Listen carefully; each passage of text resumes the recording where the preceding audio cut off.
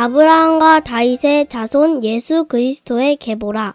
아브라함이 이삭을 낳고 이삭은 야곱을 낳고 야곱은 유다와 그의 형제들을 낳고 유다는 다말에게서 베레스와 세라를 낳고 베레스는 헤스론을 낳고 헤스론은 람을 낳고 람은 아미나답을 낳고 아미나답은 나손을 낳고 나손은 살몬을 낳고 살몬은 라합에게서 보아스를 낳고 보아스는 루색에서 오벳을 낳고 오벳은 이새를 낳고 이새는 다윗 왕을 낳으니라. 다윗은 우리야의 아내에게서 솔로몬을 낳고 솔로몬은 르호보암을 낳고 르호보암은 아비야를 낳고 아비야는 아사를 낳고 아사는 여호사밧을 낳고 여호사밧은 요람을 낳고 요람은 우시야를 낳고 우시야는 요담을 낳고 요담은 아하스를 낳고 아하스는 히스기야를 낳고 히스기야는 므낫세를 낳고 므낫세는 아몬을 낳고 아몬은 요시야를 낳고 바벨론으로 사로잡혀 갈 때에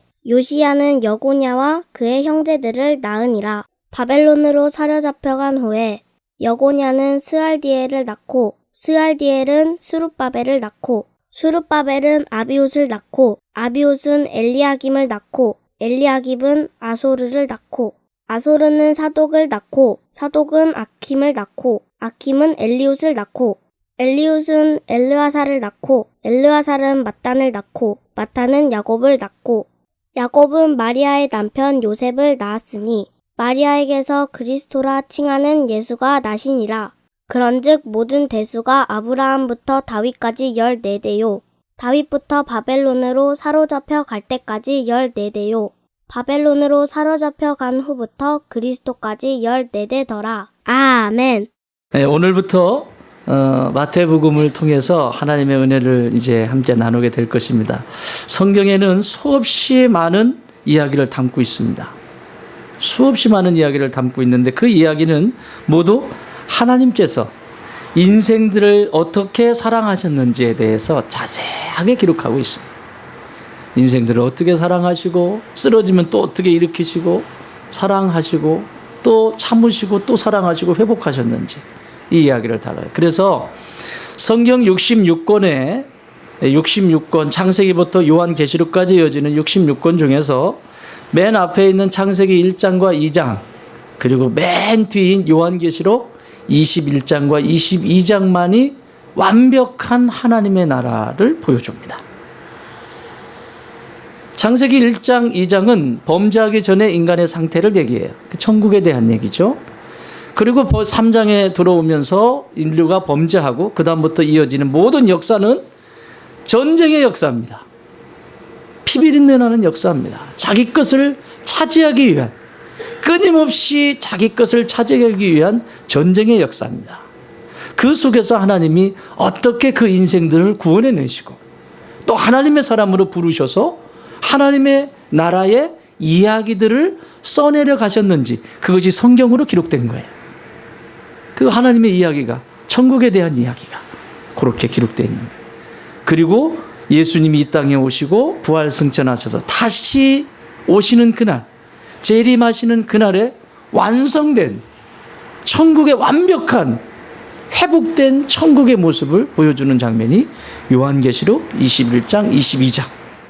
그래서 완벽한 천국의 이야기는 이 넉 장밖에 없어요. 성경에. 나머지는 인생들이 어떻게 살아오며 실패하고 무너지고 어떻게 회복되고 이게 계속 반복되는 거예요. 그러니까 창세기 3장부터 요한계시록 20장까지의 얘기는 허물투성이인 인생들의 이야기란 말이죠.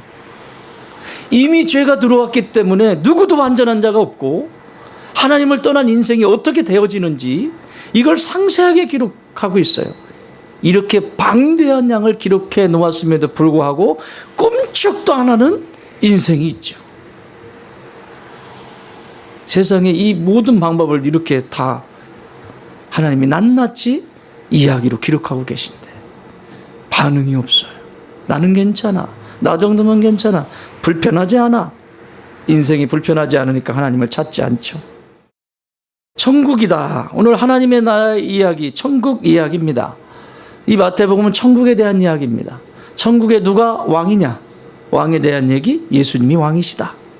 천국에는 누가 있어야 돼요? 나라에는 백성이 있어야 되죠. 하나님 나라의 백성들, 하나님의 자녀가 거기 있어야 한다.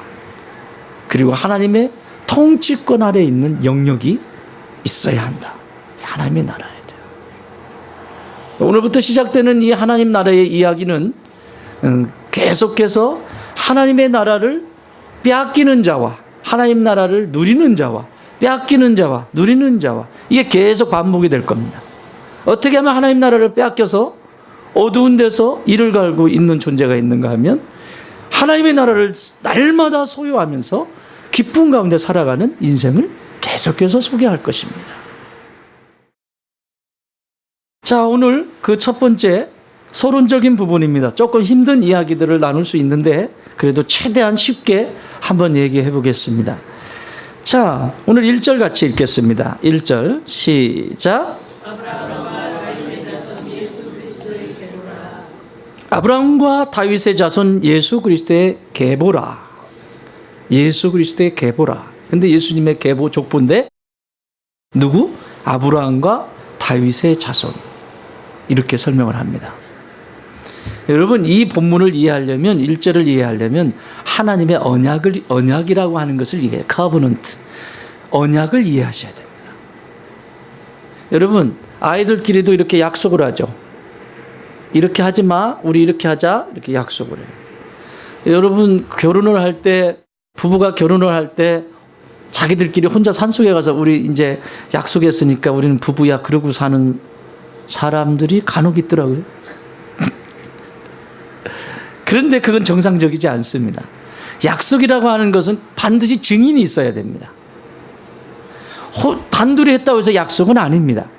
그 약속하는 것을 보는 증인이 있어야 돼요.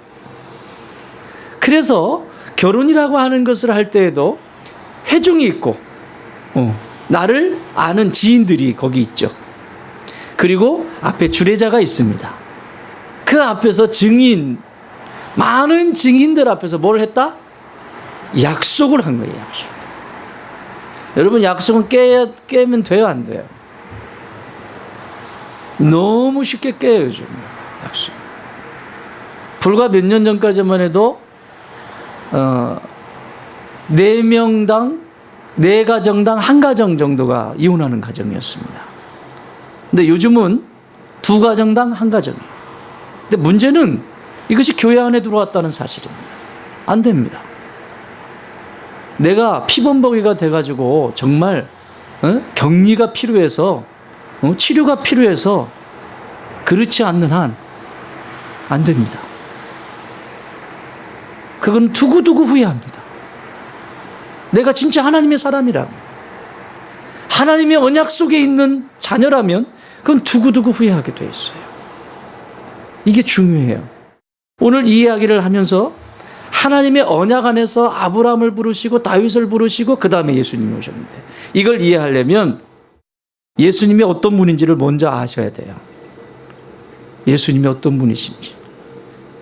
여러분, 예수님이 어떤 분이세요? 예수님이 누구십니까? 라고 물으신다면 오늘 주일학교 우리 다음동산 청소년부 설교도 제가 오늘 예수님에 대한 이야기더라고요. 그래서 본문을 보고 나누고 왔는데 귀한 전도사님께서 안식년이셔가지고 제가 참 아주 먼 복이 이렇게 많이 굴러왔는지. 예수님, 그분 누구신가? 따라합시다. 하나님이십니다. 온 우주를 창조하실 때 거기 계셨습니다. 태초에 하나님이 천지를 창조하시니라 라고 할 때 그 천지를 창조하실 때 거기 계셨습니다. 제 말이 아니고 하나님 말씀입니다. 골로새서 1장 16절 이렇게 기록되어 있습니다. 만물이 그에게서 창조되되 하늘과 땅에서 보이는 것들과 보이지 않는 것들과 혹은 왕권들이나 주권들이나 통치자들이나 권세들이나 만물이 다 그로 말미암아 그를 위하여 창조되었고, 누구를 위하여? 그를 위하여, 예수님을 위하여 창조되었고, 또한 그가 만물보다 먼저 계시고 만물이 그 안에 함께 섰느니라. 인간의 몸을 입고 이 땅에 오신 예수님은 하나님이셨다는 거예요. 온 우주를 창조하실 때 거기 계셨다는 거예요. 요한복음 1장 1절에서는 이렇게 말씀합니다. 태초에 말씀이 계시니라. 이 말씀이 하나님과 함께 계셨으니 이 말씀은 곧 하나님이시니라. 빛이 있으라 말씀하셨던 그 말씀이신 그 하나님이 누구다? 바로 예수님이다. 예수 그리스도의 계보니라. 하나님이셨다. 14절에서도 요한복음 14절 1장 14절에서도 말씀이 육신이 되어 우리 가운데 거하심에 우리가 그의 영광을 보니 아버지의 독생자의 영광에 은혜와 진리가 충만하더라. 말씀이 육신이 되어 우리 가운데 거하심에 말씀이 사람이 되어 오셨다는 거예요. 빌립보서 2장 6절에서는 더 확실하게 말씀하시죠. 그는 근본 하나님의 본체시나 하나님의 본체, 똑같은 본체, 그와 동등됨을 하나님과 동등됨을 취할 것으로 여기지 아니하시고 오히려 자기를 비워 종의 형체를 가지사 사람들과 같이 되셨다라고 기록합니다. 사랑하는 여러분, 오늘 예수 그리스도의 계보니라라고 할 때 이 예수님은 나를 구원하시기 위해서 인간의 몸을 입고 이 땅에 오신 하나님이십니다. 그 하나님이신 것을 먼저 알아야 합니다. 하나님이 다 가질 수 있고 다 누릴 수 있고 전부 당신 것인데 그걸 다 포기하고 전부를 포기하고 누구 때문에 오셨다? 나 때문에 오셨다. 너도 아니고 우리도 아니고 나 때문에 오셨다. 믿습니까? 전부를 버리셨어요. 육체의 몸을 입는 그 자체가 갇히는 거고 한계에 갇히는 거고 하나님을 어떻게 한계에 가둬요? 굶주리고 배고픔을 느껴야 하고 이 전부 우리가 경험하는 모든 이 고통을 다 겪으셔야만 했어요. 근데 이분이 오셨대요. 왜 오셔야만 했었을까요? 이걸 알려면 창세기로 넘어가야 돼요. 왜 오셔야만 했는지. 하나님의 계획은 우리가 그 하나님의 나라 천국에서 영원히 살기를 원하셨습니다. 그리고 그렇게 설계하셨고 하나님과 동산을 거닐면서 이야기를 나누며 천국을 누리고 살았습니다. 그런 어느 날 유혹을 받고 아담이 유혹을 받고 죄를 짓게 되죠. 하나님을 떠나버리게 됩니다. 그 죄가 들어오고 나서 인생은 타락하게 되는 거죠. 자, 그런데 최초에 하나님이 아담과 맺은 언약이 있습니다. 약속. 그게 창세기 2장 15절에 나오는데 이렇게 기록되어 있습니다. 여호와 하나님이 그 사람을 이끌어 에덴 동산에 두어 그것을 경작하며 지키게 하시고 16절 여호와 하나님이 그 사람에게 명하여 이르시되 동산 각종 나무의 열매는 네가 임의대로 먹되 임의. 그러니까 너가 선택할 수 있어. 뭐든지 다 네 거니까. 임의대로 먹되 17절 선악을 알게 하는 나무의 열매는 먹지 마라. 내가 먹는 날에는 반드시 뭐하리라? 죽으리라. 이게 최초의 하나님과 맺은 사람이 맺은 언약이에요. 사람과 하나님이 쌍방으로 맺은 언약이에요. 너 그거 할 수 있겠지? 예. 쌍방이 서로 맺은 언약이에요. 안 먹으면 되니까요. 근데 그걸 먹어버렸어요.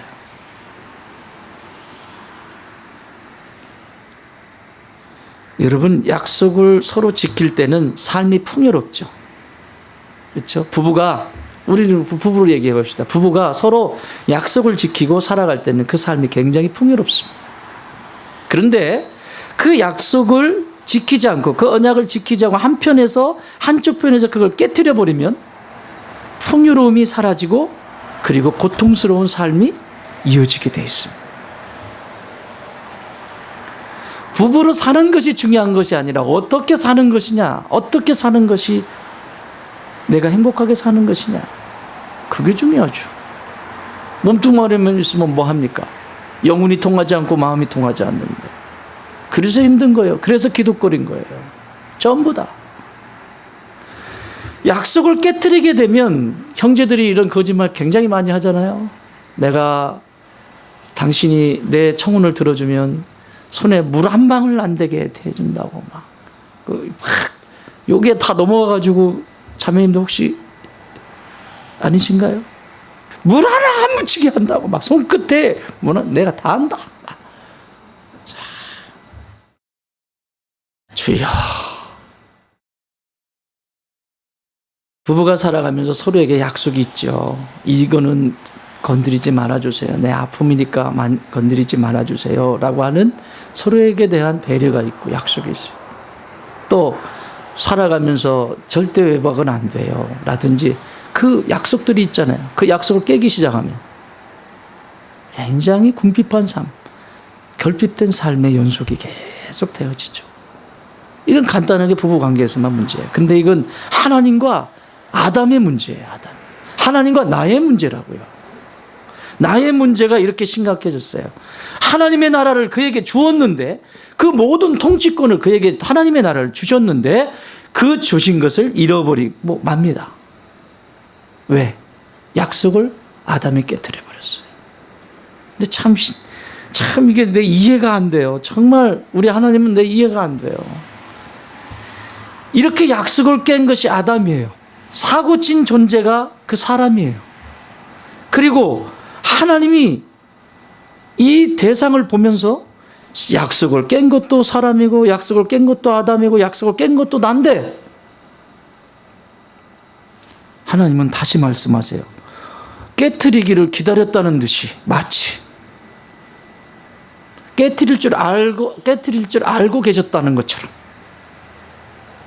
3장 15절에 창세기 3장 15절에 이렇게 말씀합니다. 내가 너로 여자와 원수가 되게 하고 내 후손도 여자의 후손과 원수가 되게 하리니 여자의 후손은 내 머리를 상하게 할 것이요 너는 그의 발꿈치를 상하게 할 것이니라.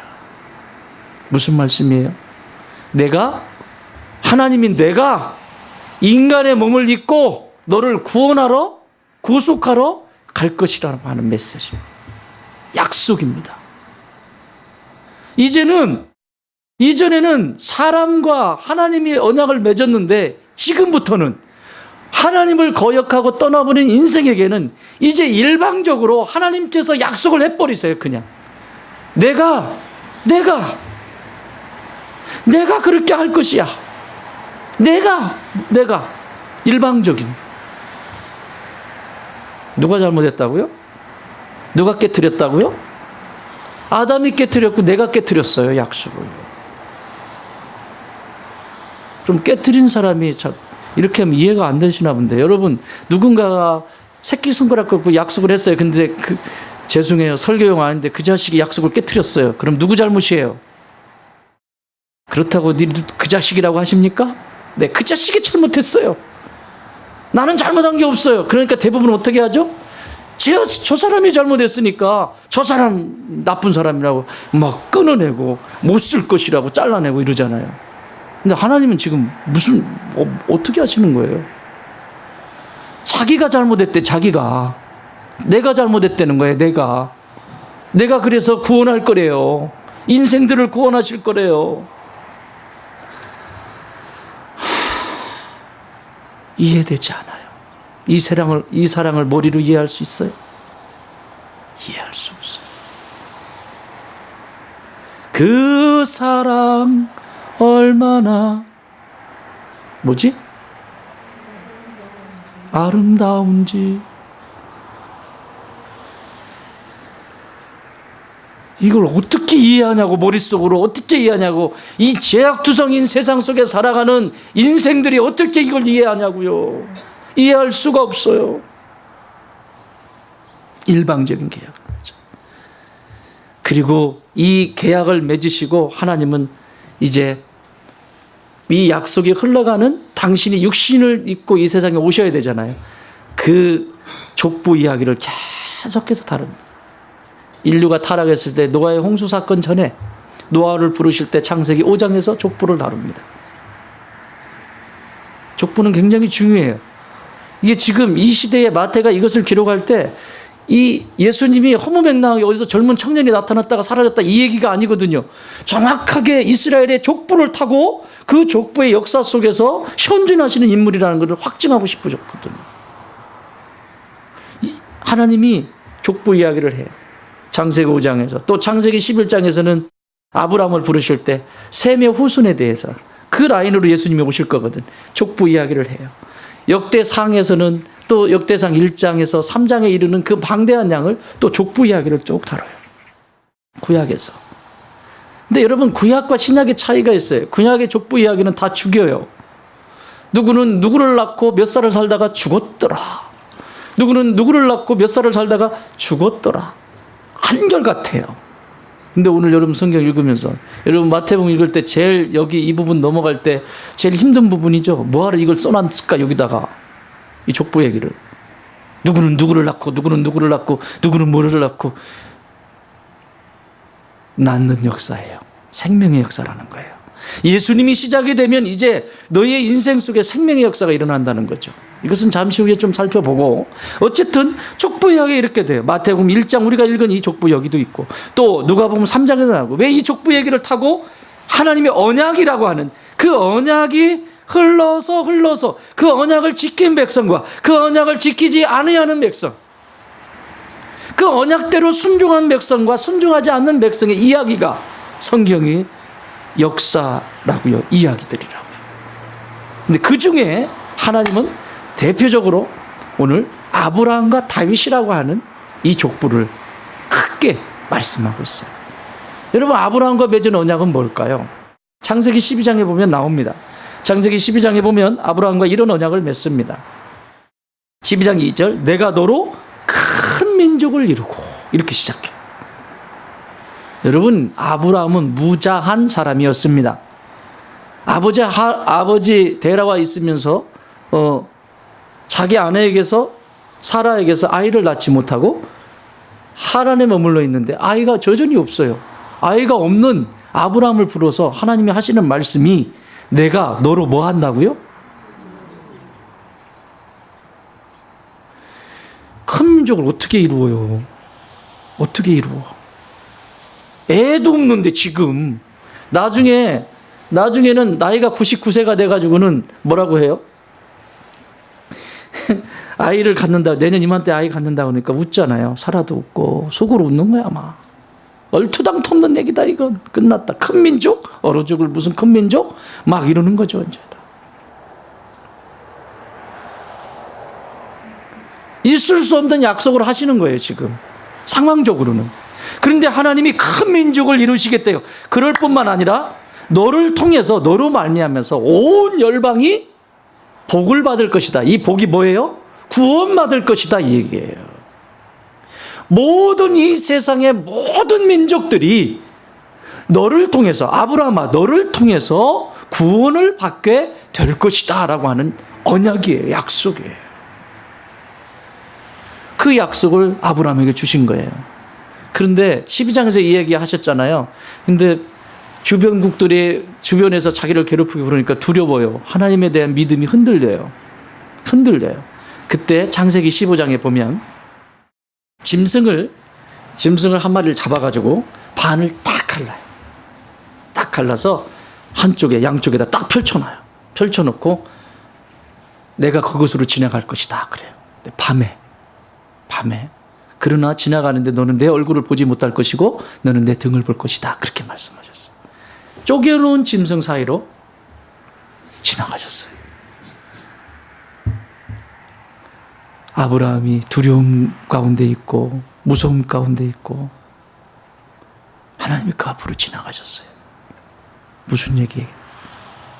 아브라함아, 너는 나하고 맺은 약속을 잊어버릴 수 있고 포기할 수 있고 절망 가운데 던져버릴 수 있을지 몰라도 나는 너하고 맺은 그 약속, 너하고 내가 맺은 이 12장의 이 약속을 이루기까지 나는 내 생명을 걸겠다 이 얘기입니다.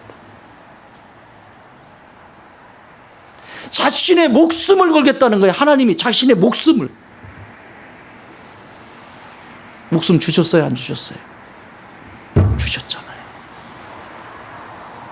이 세상에 아무도 믿지 아니하고 구원의 역사를 알지도 못하고 그냥 내 잘난 맛에 사는 것 같은 사람들, 그 인생들을 위하여 이래도 안 되고 저래도 안 돼요. 예수 그리스도의 십자가의 그 구속의 은총이 아니면 구원받을 존재가 아무도 없어요. 그분이 죽으시는 거예요. 일방적으로 언약을 맺으시고 일방적으로 그냥 십자가 못 박혀 죽으시는 거예요. 하셨잖아요. 하나님이 이렇게 신실하세요. 다윗 이야기를 하시잖아요. 다윗에게는 어떤 언약을 맺으셨을까? 다윗에게는 이런 언약을 맺습니다. 사무엘하 7장 14절.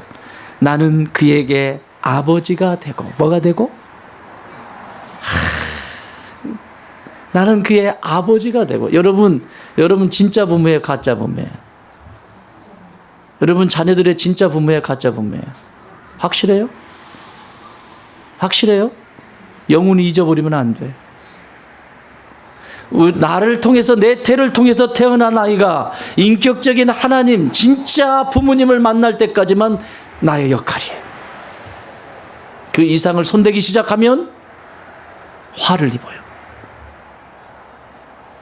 나는 서툴러요. 하나님이 나에게 자녀를 맡겨주셨거든요. 하나님의 자녀예요. 내 자녀 아니에요. 입으로는 내 자녀라고 막 하나님의 자녀라고 막 하는데, 하는 거 보면 거의 막 내가, 아이들이 정말 인격적으로 하나님을 만날 때까지, 아버지를 만날 때까지만 내 역할이야. 거기까지예요.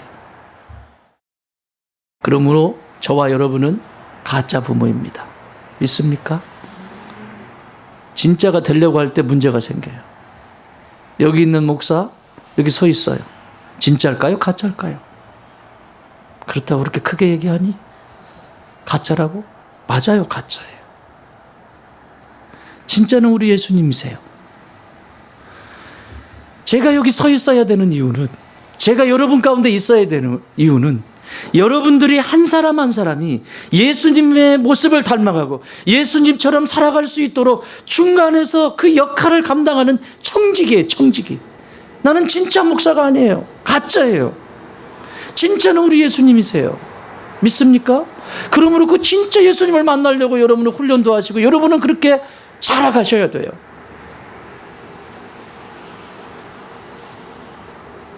다윗의 아버지가 되시겠대. 그리고 너는 내 아들이 되리니 그가 만일 죄를 범하면 내가 사람의 매와 인생의 채찍으로 징계할 거다. 혼내킬 거다. 내가 네 앞에서 물러나게 한 사울에게서 내 은총을 빼앗은 것처럼 그에게서 너에게는 빼앗지 아니하리라. 다시 말하면 다윗의 왕조가 아무리 형편없이 흔들거리고 비틀거려도 이제 이 다윗의 왕조로부터 세운 이 왕권을 빼앗지 않으시겠다는 거예요, 하나님. 그게 누구까지 와요, 이제? 예수님까지 오시는 거예요. 하나님은 언약하신 대로 준행하세요. 하나님은 약속하신 대로 이끌어 가시는 분이세요. 말씀에 기록되어 있는 대로 하나님 나를 이끌어 가세요. 그러므로 말씀을 가까이 하셔야 돼요. 하나님의 생명의 말씀을 상관도 없이 살아가면서 하나님 말씀 언제 하세요? 하나님 말씀하신다면서요. 하나님 살아계시다면서요. 뭔 말씀? 내 영이 반응을 안 하는데 어떻게 알아들어요? 못 알아듣지. 예? 하나님이 영이신데 내 육발로 하나님을 알아볼 것 같아요? 못 알아봐요. 내 육체로는 하나님을 못 알아봐요. 그러나 내 영이 하나님의 영이시기 때문에 내 영이 하나님을 알아보는 거예요. 믿으십니까? 그러려면 부지런히 드셔야 돼요. 육체를. 제가 오늘 아침에 예슬이 어디 갔어? 아침에 식사하는데, 아침에 불을 지펴놓고 집에 들어가서 씻고 이제 식사를 하는데 옆에 앉았어요. 앉았는데 제가 막 쳐다보고 있었어요. 왜요? 아빠 왜요? 또 이러잖아. 이렇게 까불잖아요. 야, 진짜. 우리 진짜 많이 먹는다. 진짜 많이 먹는다, 아침에. 그러면서, 야, 지금까지 태어나서 내가 먹은 게 얼마나 될까? 너는 얼마나 먹은 것 같으니? 응? 어마어마한 양을 먹은 것 같아. 코끼리는 저리 가라 할 것 같아. 코끼리는 먹을 만큼이나 먹고 끝내는데, 사람 인간은 안 그렇잖아요. 막 우글에 듣잖아요. 어마어마한 것 같아. 맞아, 아빠. 진짜 많이 먹었을 거야. 그러면서 어깨에 손을 딱 얹으면서, 예슬아, 밥값은 하고 살자. 인생 살면서 밥값은 하고 살아야 될 것 같아. 아멘. 여러분, 태어나서 밥값은 하고 살아야지. 내가 먹는 게 얼마나 많은데, 나 때문에 수없이 많은 사람들이 얼마나 불편해요. 밥값은 하고 살아야지. 이쁜 옷 입으셨어요? 옷값은 하고 살아야지. 응? 아유, 그래가지고 부둥켜 안고 밥값하고 살자. 밥값하고 살자. 옆에 분을 인사해 보세요. 밥값하고 삽시다.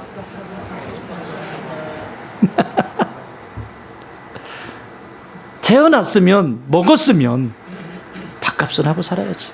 여러분, 영혼의 양식도 드셔야 돼요. 영혼의 양식을 드시면 드실수록 영혼의 밥값을 하게 되어 있습니다.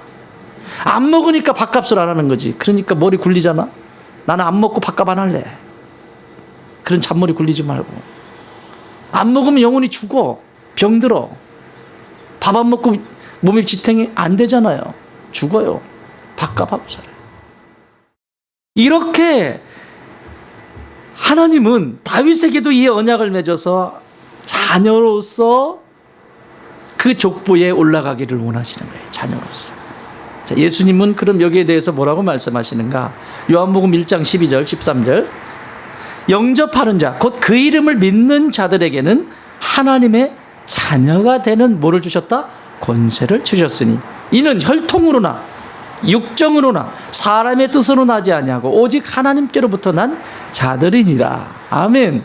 자, 예수님께서 우리에게 말씀하시기를 너희들이 자녀가 되기를 바란다. 누구의 자녀? 하나님의 자녀. 그래야 하나님 나라의 이야기를 써내려갈 거 아니에요. 주인공으로. 자녀가 되어야 된다라고 하는 말은 오늘 여기 아브라함과 다윗의 자손 예수 그리스도의 계본이라, 족본이라 라고 하는 이곳에 나의 이름도 뭐 해주시기를 원하신다? 등극되기를 원하신다. 믿으십니까? 여러분, 등극되셨습니까? 이 족보에 있습니까? 여러분, 이 족보에 없으면 나는 하나님 나라와 상관이 없습니다.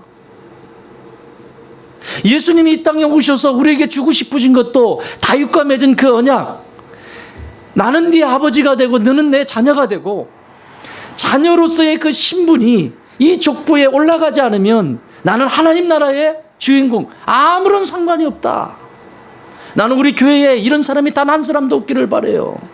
하나님의 자녀로 다 등극되어져서 이곳에 들어오는 모든 사람들이 하나님 나라의 이 족보에 다 등극되는 역사가 있기를 주님의 이름으로 축원합니다. 이것으로부터 시작이 되는 거예요. 이것으로부터. 그래서 오늘 이 일절은 매우 중요해요. 더 나누고 싶어도 못 나눌 것 같아요. 나눌 게 너무 많아요. 자, 그러면 언약 속에 우리가 지금 이 족보에 올라갔다. 내가. 두 번째는 언약의 하나님이 어떻게 인생을 구원하셨는지에 대해서 예수님의 족보를 다루고 있는데, 이 족보를 좀 살펴볼 필요가 있습니다. 이 당시의 족보는 매우 중요합니다. 지금도 그 족보를 따지는 분들은 중요하잖아요. 우리나라에서도 누구의 몇 대손 뭐 어쩌고 저쩌고 하는데, 그거 해야 뭐 별볼이 없는데 예수님의 족보하고는 상관이 없어요. 이 족보는 구약의 이스라엘 백성들의 족보는 굉장히 중요합니다. 예수님은 이렇게 이 땅에 오실 때 허무맹랑한 어떤 젊은이가 나타나가지고 선지자다 떠들다가 그냥 가신 분이 아니라 구약의 전통을 따라서 그 족보대로 이 땅에 오신 분이라고 하는 것을 마태는 기록하고 싶었어요. 정통성을 이야기하는 겁니다. 첫 번째는 예수님은 상관이 없는 것이 아니라 유대인의 왕이 맞다라고 하는 이야기를 하는 거예요. 여러분, 이 유대인의 왕으로서 이분이 예수님이 왕이라고 하는 것을 선포하는 거예요. 그래서 제자들 가운데 12제자 가운데 예수님이 왕인 줄 알고 쫓아다니다가 맨 마지막에 십자가에 못 박혀서 죽는다 막 이런 얘기 하시니까, 뭐지? 나 3년 동안 괜히 따라다녔어. 나 미친 듯 한겨. 그러면서 어떻게 해요? 은 30에 팔아버리죠. 예수님, 이거라도 챙기자. 그래가지고 30 주고 팔아버리잖아요. 왜 그런가 하면 유대인의 왕이 되면 자신이 한 자리 차지할 건데 왕이 아니라 십자가에서 못 박혀 죽는데, 세상에 십자가가 뭔데, 저주인데 거기서 죽겠다라는 얘기를 하지 않나. 아주 듣기 싫어 죽겠어요. 그러다가 사탄이 마음속에 들어오죠. 그리고 스승을 팔아버리잖아요. 정통성을 이야기합니다. 그리고 이 족보를 통하여 하나님은 우리에게 계속해서 말씀하시는 거예요. 이 족보를 자세히 들여다봐라. 여러분, 이 족보를 보면 다른 족보에는 나와 있지 않은 여성이 등장합니다. 여성이 4분 등장하고 맨 마지막에 마리아가 등장하는데, 여러분, 유대 전통에 여성이 들어가 있는 것은 있을 수 없는 일입니다. 이렇게 하면 자매님들이 지금 불편하시죠? 이게 지금 얼마나 왜곡됐는지를 지금 말씀드리려고 하는 거예요. 우리나라에도 유교 사상이 들어와서 남존여비 이런 사상이 들어왔죠. 그래서 여성을 함부로 대하고 남성들은 지 멋대로 행하고 이랬어요. 여러분, 구약시대도 마찬가지였습니다. 인류가 타락이 된 죄를 범한 인간에게 아주 약한 자, 여성 이전에 강한 자가 약한 자를 함부로 대하는, 그게 모든 문화였습니다. 하나님을 떠난 모든 백성들의 문화였습니다. 강한 자가 약한 자를 이기는 것, 그 가운데 여성도 포함이 된 거죠. 그런데 하나님이 아브라함을 부르셔서, 그리고 아브라함에게 민족을 세우시고 모세에게 율법을 주시면서 뭐라고 말씀하시는가 하면, 남성 중심으로 이야기를 쫙 써내려 가면서, 레위기를 오늘 가져서 한번 자세하게 읽어보십시오. 연약한 나그네와 과부, 그리고 여성들을 어떻게 보호하시는지, 하나님 어떻게 보호해야 되는지에 대해서 아주 상세하게 기록해놨습니다. 시내산에서. 그 얘기는 여성을 함부로 하라는 얘기예요? 아니에요. 베드로전서 사도 베드로는 신약에서 이렇게 말합니다. 3장 7절에서 남편들아, 이와 같이 지식을 따라 너희 아내와 동거하고 그를 더 연약한 그릇이요 또 생명의 은혜를 함께 이어받을 자로 알아 귀히 여기라. 이는 너희 기도가 막히지 아니하게 하려 함이라. 연약한 그릇이다. 형제님들 잘 들으세요. 연약한 그릇이에요. 자매들은 연약한 그릇이에요. 그래서 왜 하나님은 똑같이 평등하다면서 왜 여성은 빼버리고 왜 남성 중심으로 그렇게 움직이냐? 그게 아니에요. 그 강한 남성이 그 여성을 보호할 것에 대한 강력한 메시지예요. 세상의 풍조는 강한 자가 약한 자를 이기는 것이지만, 내가 너에게 주는 율법은 강한 자인 남성이 그 여성을 철저하게 보호하라고 하는 메시지, 강력한 율법입니다. 이게 에베소서에서 나오잖아요. 응? 내 아내를 어떻게 하라? 그리스도께서 교회를 위해서 생명을 주신 것처럼 내 아내를 사랑하라 그러시잖아요. 목숨 걸고 지켜라, 이 얘기예요. 목숨 걸고 지켜라. 형제님들 아멘입니까? 구별이야. 그러나 구별은 있어라, 이 얘기를 하는 거예요. 차별이 아니에요. 여성은 나약한 존재고 여성은 부족한 존재고 여성이 이런 차별이 아니에요.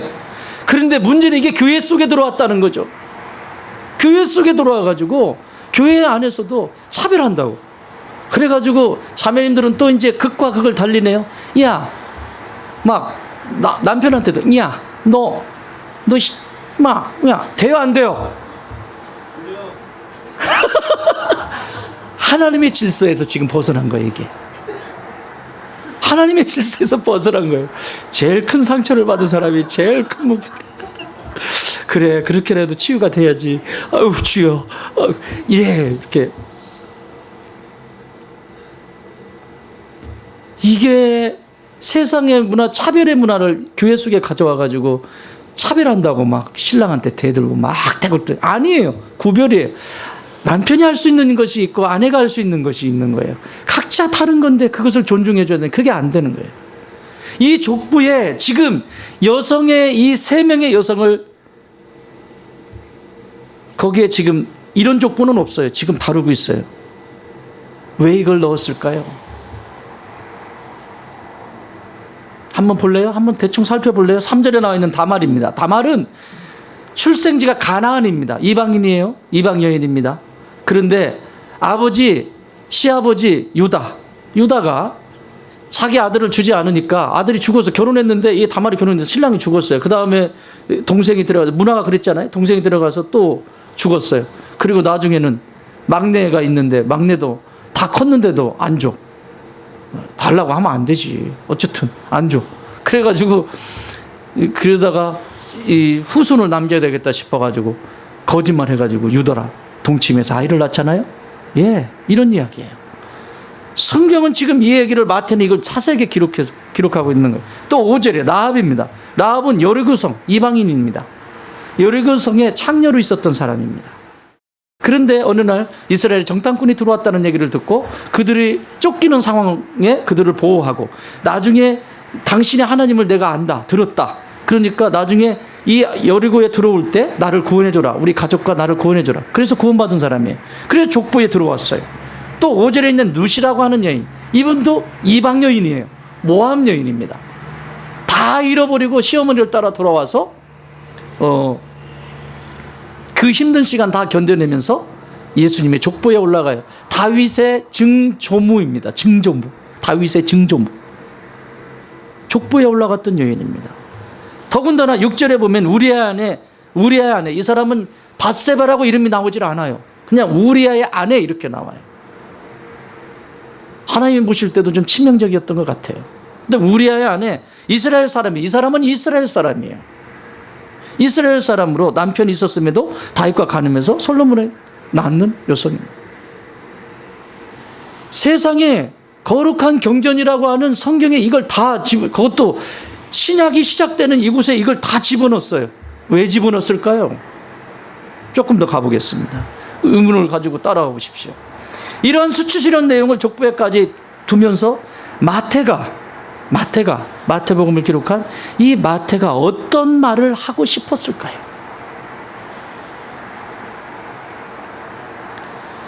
천국은 흠없다고 주장하는 자들의 것이 아니라고 하는 사실을 말하고 싶었어요. 나는 흠이 없어. 나는 괜찮은 존재야. 신앙생활 하면서.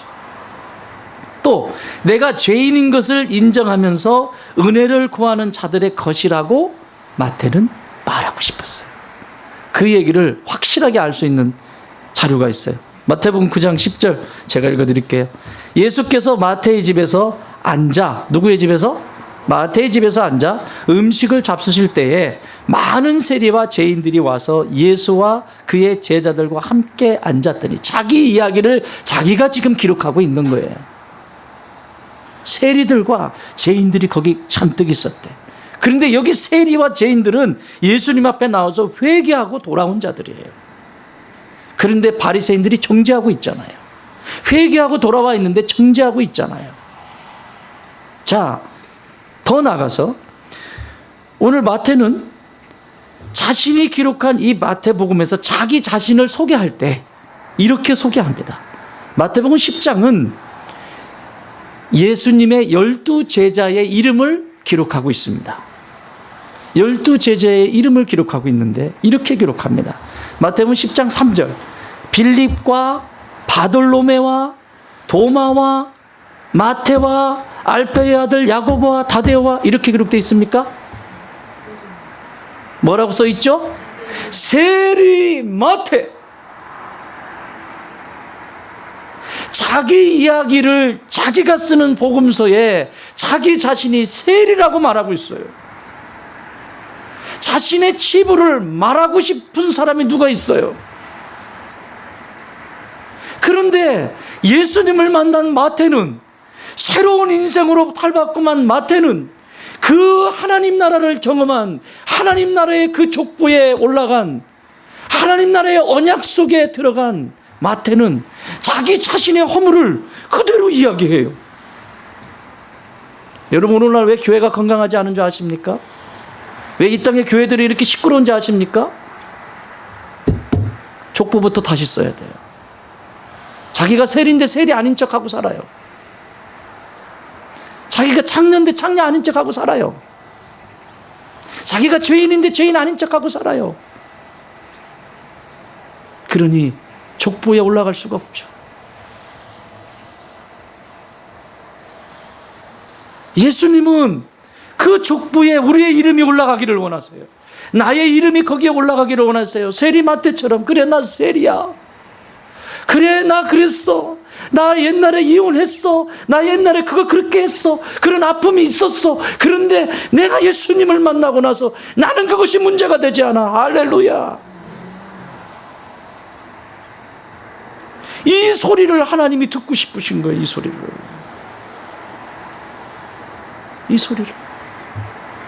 사랑하는 여러분, 우리에게 연약함이 있습니다. 과거의 삶 속에서 아픔이 있고 어려움이 있습니다. 그러나 그것이 내가 예수님을 만나고도 그것이 어려움이라면 다시 생각해 봐야 돼요. 그렇지 않습니다. 당당하게 말하십시오. 세리 마태라고. 믿습니까? 우리 예수님은 오늘도 이렇게 우리에게 이 세상에 연약한 사람들을, 나를 그 족보에 올리시기를 원하십니다. 사랑하는 여러분, 오늘 그 언약 안에, 그 계보 가운데 있으십니까? 여러분 이름 석자가 거기 있습니까? 그리고 그 족보에 여러분의 이름이 등재되셨습니까? 그렇다면 여러분은 성공한 분이십니다. 인생 성공하고 살고 계신 분이십니다. 그러나 여전히 내가 예수님을 안다고 하면서, 아는 것과 믿는 것은 달라요. 안다고 하면서 세리자는 빼고 마태만을 주장하는 그런 삶이라면 아직 족보에 올라가지 않으셨어요.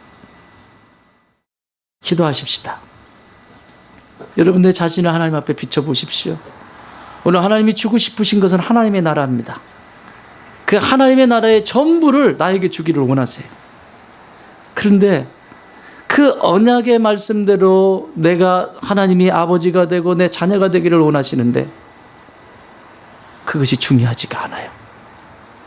그보다 더 중요한 것들이 이 세상에 너무 많은 거예요. 관심도 없습니다. 언약의 반열에 서십시오. 나는 나를 알잖아요. 내가 어떤 존재인지 다시 한번 점검하십시오. 또 내 신앙이 괜찮은 척 계속해서 끊임없이 비교하면서 그렇게 움직이는 내 안에 세리, 주님, 내 안에 이 세리를 당당하게 말할 수 있는 족보에 등재된, 족보에 올라간 내가 되게 하여 주옵소서.